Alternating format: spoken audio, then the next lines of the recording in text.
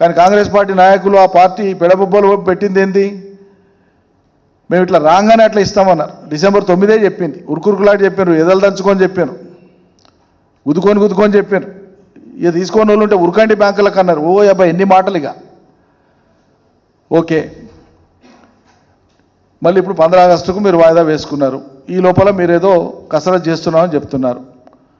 ఇక్కడ మౌలికంగా మేము అడుగుతున్నది ఏంటంటే, ఆ రోజుకి ఎన్నికల నాటికి ఇవ్వకుండా మిగిలిపోయినటువంటి రుణమాఫీ ఆ రైతాంగానికి అంతా ఇస్తారా ఇయ్యరా మీరు చెప్పాలి. మీరు అమలు చేయదలుచుకున్నటువంటి రుణమాఫీ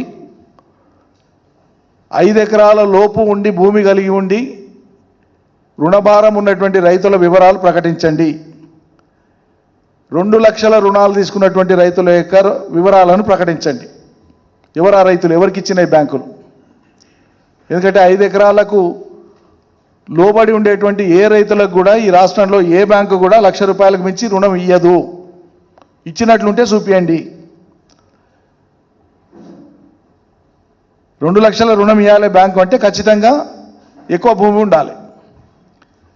మరి రాష్ట్రంలో ఉన్నటువంటి మొత్తం భూమిలో 1,52,00,000 ఎకరాల భూమిలో, సాగుకు యోగ్యమైన భూమిలో సుమారు 1,36,37,00,000 ఎకరాల భూమి 5 ఎకరాల లోపు ఉండేటువంటి రైతుల చేతుల్లోనే ఉంది.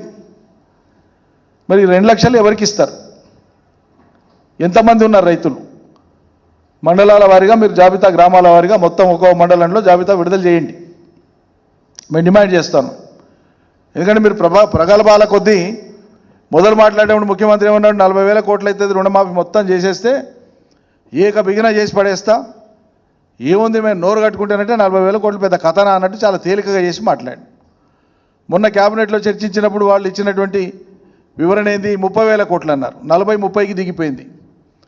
మరి నిజంగా ఫిగర్ ఎంత ఉంది, ఎంతమంది రైతులు తీసుకున్నారు, ఆ వివరాలు చెప్పండి, ప్రజలకు చెప్పండి, వివరించండి. బయటికి ఎందుకు దాచిపెడుతున్నారు?